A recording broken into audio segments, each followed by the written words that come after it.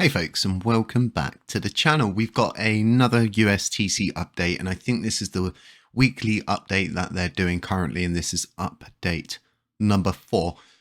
Before we dive into these, I think they've been paid a substantial amount of money and they already have the trust of the community. And I believe these weekly updates are really, really good.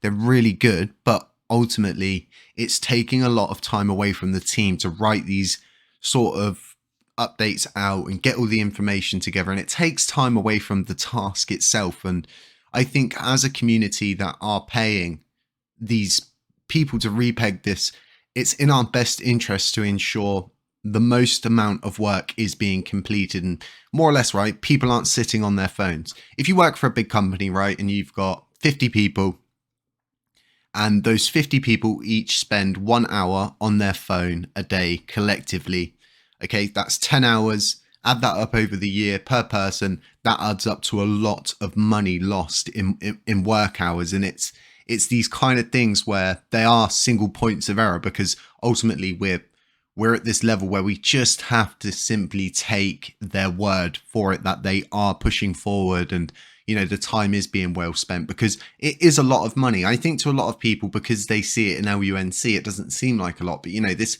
you're talking like $50,000 upwards sometimes. It's absolutely insane. So let's jump over to this weekly update. I'm not going to go through it all. I'm simply just going to pass through it and point out realistically what's important here. And ultimately, it's all stuff that we know already. It seems to be, this is just gobbledygook, like, to fill this weekly report. And like I was saying, it's not very productive to be doing these reports every week.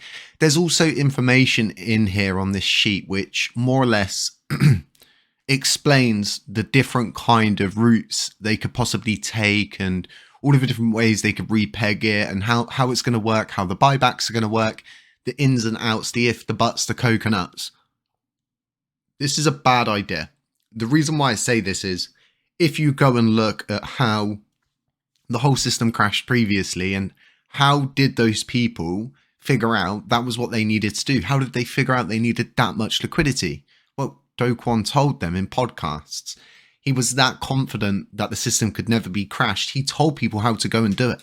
He told people how much it would cost, and the ins, the outs, the ifs, the buts, the coconuts.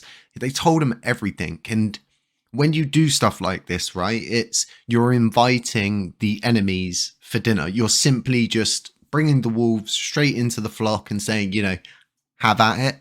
This is not good, because it's happened once. It will happen again if we allow that to happen. I think stuff like this needs to be considered secret sauce, and it should be held in a very safe manner. And I think they should think carefully about what they release to the community, and because they're not just releasing it to us, they're releasing it to everybody outside this blockchain, the whole world, and anybody who's interested in crashing blockchains and running off with liquidity. It's one of those, with the risk of Anchor being reintroduced, which is absolutely insane that everybody thinks that's a good idea. You know, we've got so many of these different issues that arise walking this path. So I don't think this is a clever idea. And like I was saying, I think we need to see maybe a monthly update, maybe every 2 weeks, maybe every other week, something like that. But I don't think this is beneficial, because this is all stuff we already know, and they are being transparent. And even with, you know, the sort of very defensive manner that this team puts up, it's one of those ones where, you know, you've all decided to vote for this. I myself actually voted against this team because of certain people on it. But ultimately, I have to respect governance, and I will respect governance. But this is a decision that was made by everybody. And, you know, if you trusted these people with that much money, I don't think we need these weekly reports. And it just seems like a whole, you know, waste of time to go through explaining how everything's going to work. I think it's safe to say everybody just wants to see them get to a point where they can produce the test environment, show us what they've built is working. Okay, awesome. That's a great update. What are we doing next? Well, we're going to go to the exchanges with everything. I think otherwise what we're going to end up with is a development team kind of like SHIB, where it's just always like, oh, we're doing this week, and we're doing that next week, and we're doing this week, and we had a shower yesterday. Fred dyed his hair to purple. Oh, we're getting merch, and it's ridiculous. And I think there's a lot of risks with this REPEG because ultimately they're not bound to Terra Classic. There's no documentation to say that they're bound to this blockchain, and the REPEG has to be for LUNC. It's just kind of like a trust me bro situation, because we never passed anything specifically that, for instance, if they reintroduced the market module, that LUNC would be part of that market module. Would it be another coin? And, would they just deem LUNC as a huge loss at that point? Explain to us that if they turned the market module on, it would just crash the peg again. And, it's pointless.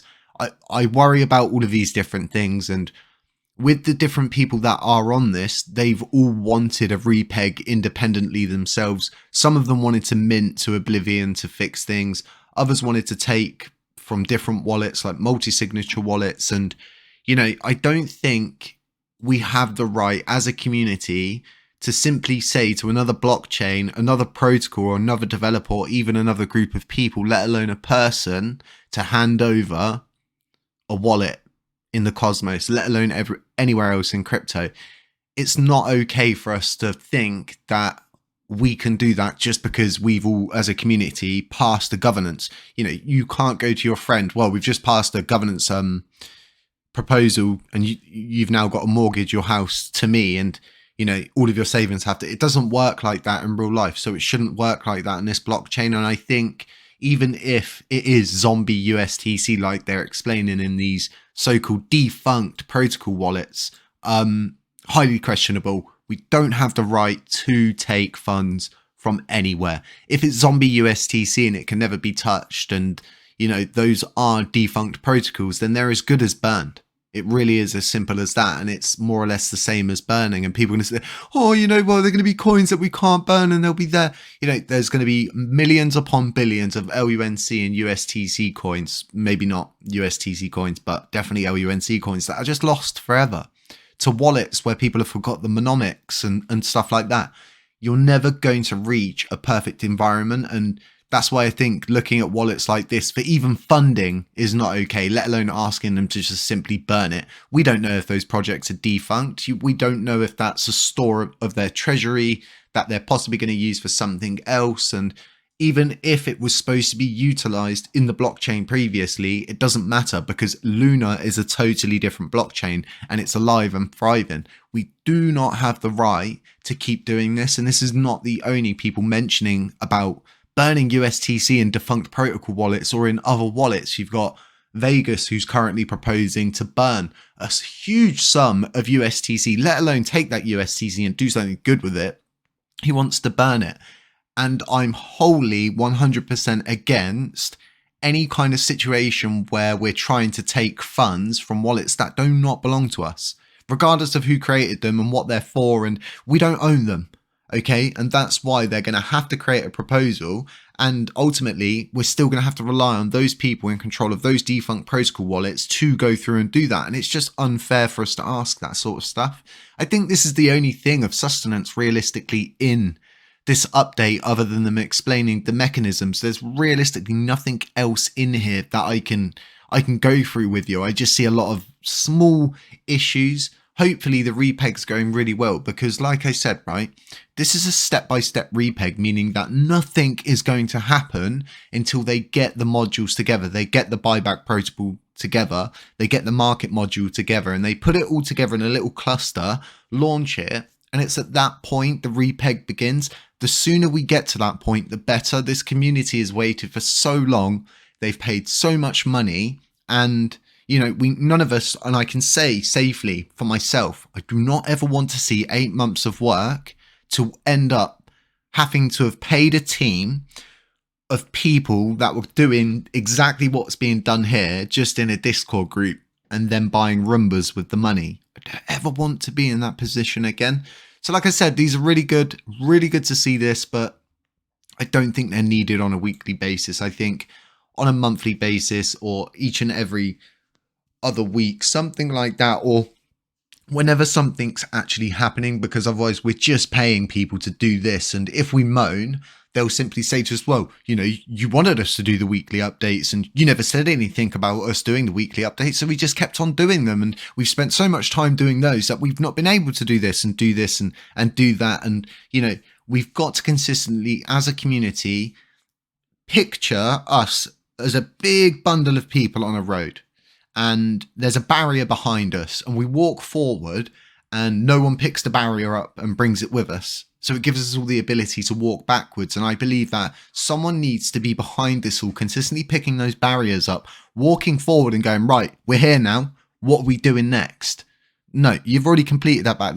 Your weekly update's done. Cool. So what's next? And it's, you know, it all becomes highly questionable when we're getting these weekly updates all the time. We trust you. Get over it. You've been paid. Let's just get on with the task in hand. Let me know what you folks think. Like I was saying, there's no simplifying this because there's nothing in it. There's literally nothing that we don't know already.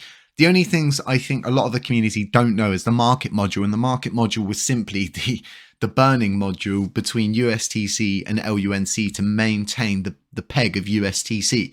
And I'll be damned if that's not how it's going to work again. And they're more or less just going to restore a system that's already been created, but change the way it worked in a very slight manner, which prevents the same thing from happening again. There's not a lot to this. And I think they're going to, like,